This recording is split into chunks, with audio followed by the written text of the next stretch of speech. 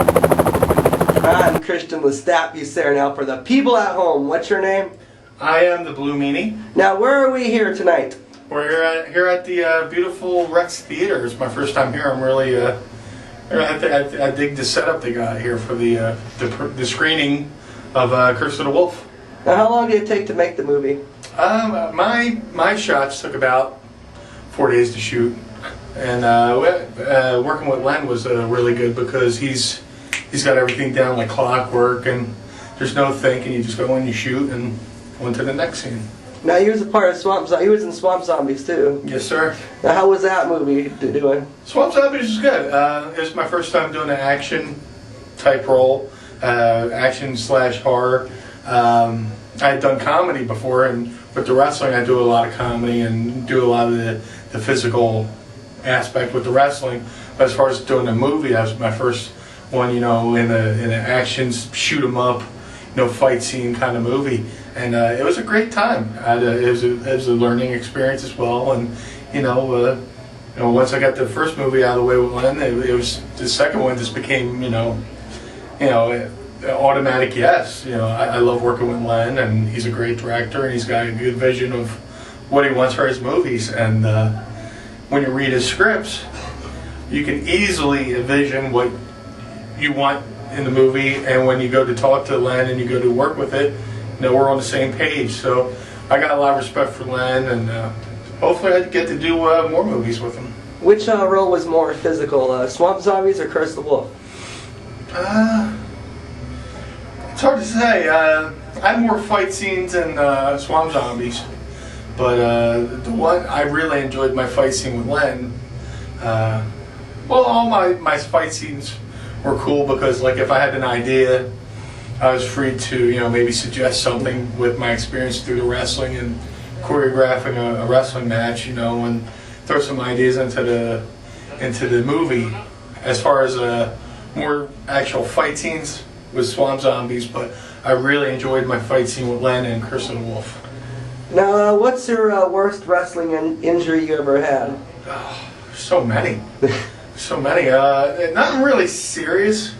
Maybe occasional limp here or there, and I've had tons of staples and stitches in my head. And, there's been a few times where I've been knocked for a loop, where you get hit and everything goes in reverse. It looks like a negative for a split second and back.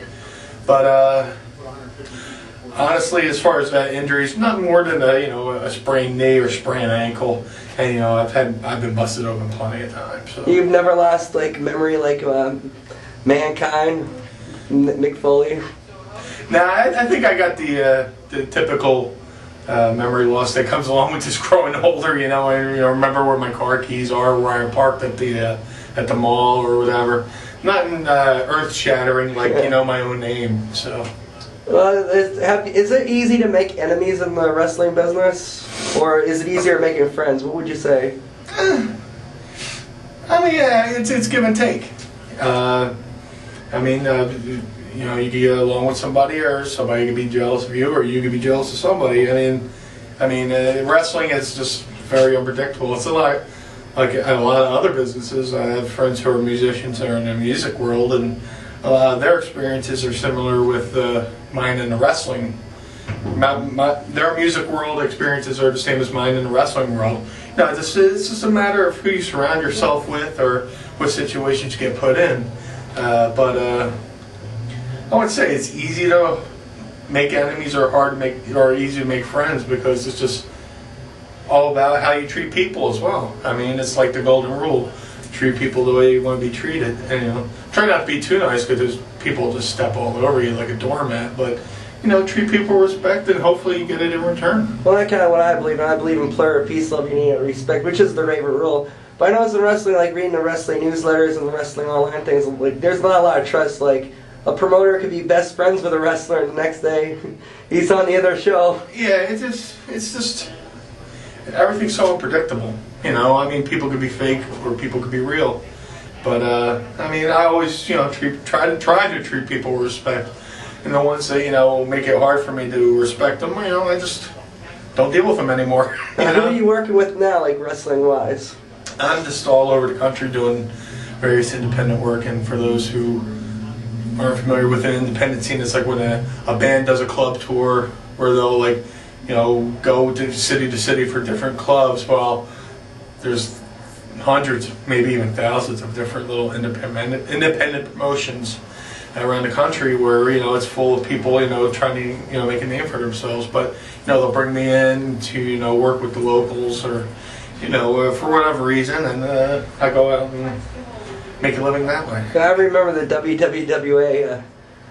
A little Italian guy, I think, ran it. Dino something. Yeah, Dino Santa. Yeah, I've seen him a long time. Yeah, he's legendary amongst the wrestlers. Does he still do that? I haven't talked to him in a while. It's been 4 years, 5 years. So, what do you think about the outcome of Chris Wolf at the Great Lakes Film Fest? You happy with that? Yeah, I mean the Great Lakes Film Festival as a whole was a great experience because the people who run the Great Lakes Film Fest are great people.